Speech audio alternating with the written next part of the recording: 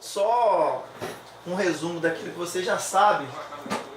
Eu vou passar isso aqui mais ou menos batido para a gente discutir outros assuntos aqui que eu acho mais interessante. Aqui você já viu, como eu te falei, né? A gente começa sempre com um levantamento geográfico, né? Ou seja, geolocalizado, qual é o perímetro do local que a gente vai trabalhar, uma identificação simples. Aqui já começa sendo uma identificação mais específica, que é o quê?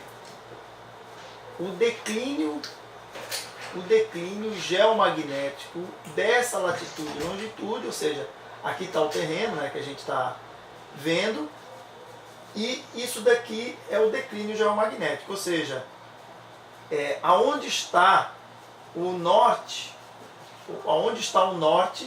relativamente à propriedade. Com esse declínio magnético aqui, né, a gente começa compreendendo como é que as linhas magnéticas permeiam essa propriedade, né? Por isso a gente precisa saber esse ângulo aqui, ó, esse declínio aqui, nesse caso 20,95 graus, tá? Bom, com isso a gente usa uma base de dados, né, que traz essa informação com precisão. A partir daí a gente começa o desenvolvimento CAD da situação, que é o quê? Identificar. Para que serve o desenvolvimento CAD? Para eu saber, ó, aqui tem um barracão, aqui tem um viveiro, aqui tem uma casa de vegetação. Então tudo isso vai passando por essa parte de infraestruturas e perímetros, né? Para a gente fazer uma prévia identificação, tá? Aqui tem isso, aqui tem aquilo. Então a gente passa por todo esse processo no CAD. Depois que passa por todo esse processo no CAD, a gente, através daquele declínio lá, né? Eu já sei que a malha geomagnética está com 20,95 graus. Já tenho toda a infraestrutura e os perímetros delimitados no AutoCAD. Então eu vou criar essa malha. Tá? Se você ver aqui, tá vendo? Ó, você lembra que aqui está o norte, né?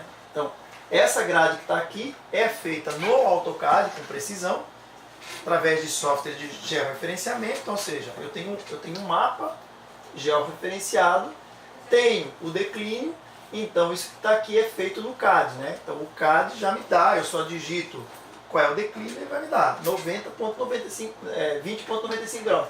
Então ele já vai construir para mim essa grade precisa relativamente ao local.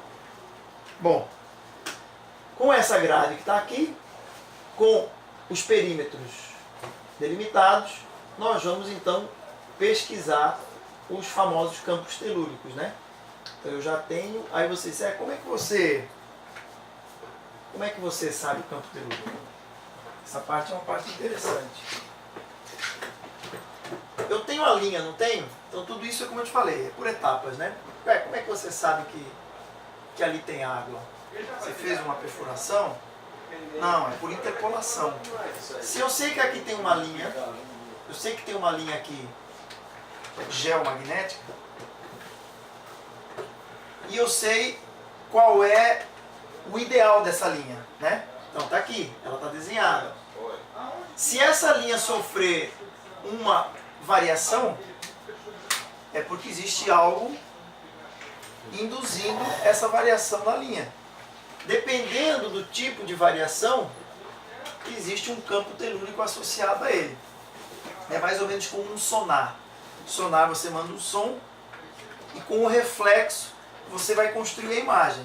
Então, é como se essas linhas para nós, quando nós vamos fazer o projeto, fosse para nós o resultado do som. Quem é que está mandando o som? A própria Terra, ou seja, o campo geomagnético perfeito seria reto. Se ele não for reto, essa alteração, esse desvio nós medimos e então começamos a interpolar a sua causa, que nesse caso daqui seria um veio de água, né? E aqui seriam falhas geológicas. Com isso, definido isso, nós sabemos os pontos telúricos, né? Então o que seria um ponto telúrico? Um ponto telúrico seria o seguinte: em virtude dessa deformação, em virtude dessa característica do Sol, ela está induzindo na superfície um desequilíbrio de potencial elétrico. Tá? Esse desequilíbrio de potencial elétrico tem que ser compensado de alguma forma. Para compensar esse desvio de potencial elétrico, ou seja, harmonizar isso, a própria natureza, pela regra de cargas, é tipo uma caixa d'água. Se você colocar uma caixa d'água em cima e abrir, se abrir não tem jeito. Ela vai se compensar até que vai igualar o seu potencial. Então é a mesma coisa. Esse potencial elétrico, ele tende sempre... Você desliga depois para mim também? Ele tende sempre a ir para um nulo. O que ele faz? Ele busca uma compensação na superfície. E essa compensação é o campo telúrico, que é considerado um ponto geopatogênico, né? Por quê?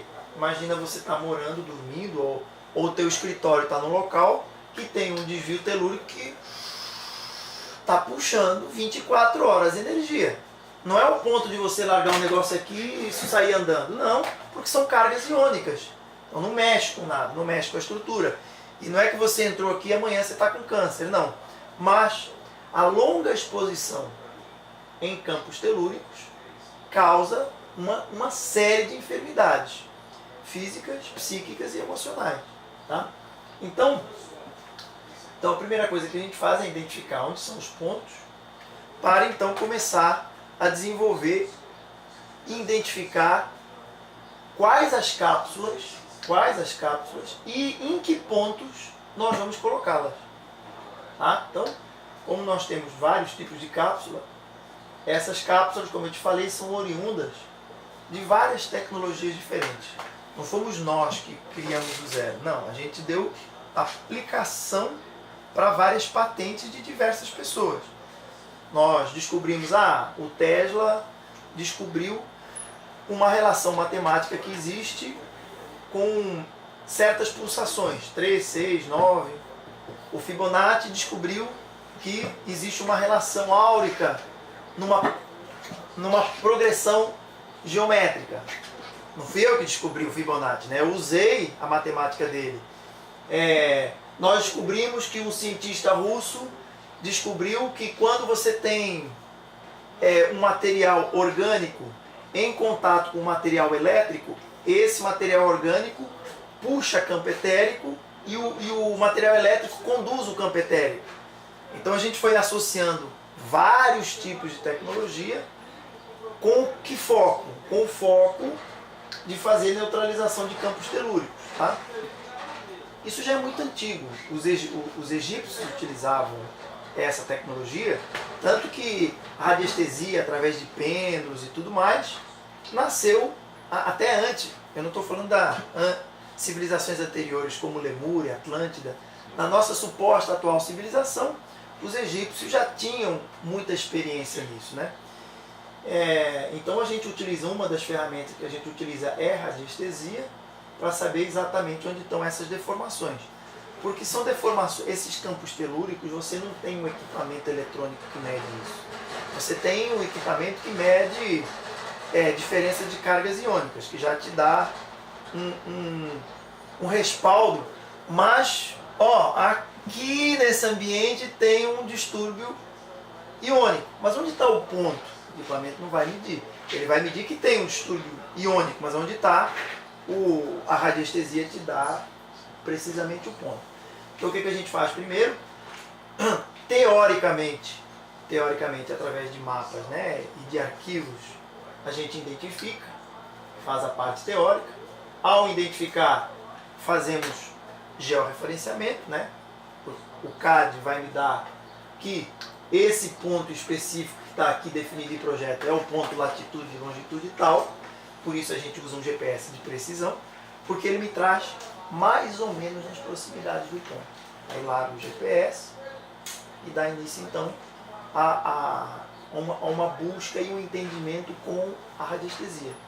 Utilizando, você já deve ter visto isso com certeza, utilizando instrumentos como o simples pêndulo e o bastão chamado dual rod, né? O dual rod ele é composto por duas varetas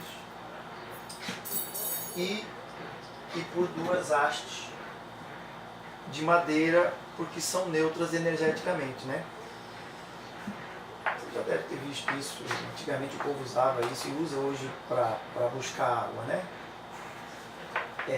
Você sabe como é que funciona a radiestesia, né? Mais ou menos. A radiestesia funciona assim, você vê, né? Isso aqui é um bastão simples, é colocado aqui, só de forma que ele possa ficar solto. E existe uma característica do corpo humano. O corpo humano, ele reage à alteração de campo eletromagnético. Reage como? Com microestímulos motores. Então, exemplo. Aqui, porque, como eu digo, essa malha que está aqui, ó. Essa malha que está aqui, ó. Tá vendo essa malha? Você está vendo isso aqui, ó. Independente do local, é uma característica da Terra. A cada 2,5 metros, nessa direção, cada 2,5 metros leste-oeste, você tem uma linha geomagnética passando. Aquela mesma força que mexe a bússola, né? A gente primeiro chega, vê, depois de já ter identificado por projeto quais são as orientações, a gente vem aqui no terreno e vai ver aonde está o norte. Depois que a gente define o norte, a gente faz uma interpolação tanto da malha local como da malha do projeto. Então, a cada 2,5 metros, existe uma linha geomagnética nessa direção. A 90 graus, precisamente a 90 graus, você está vendo que aqui, ó,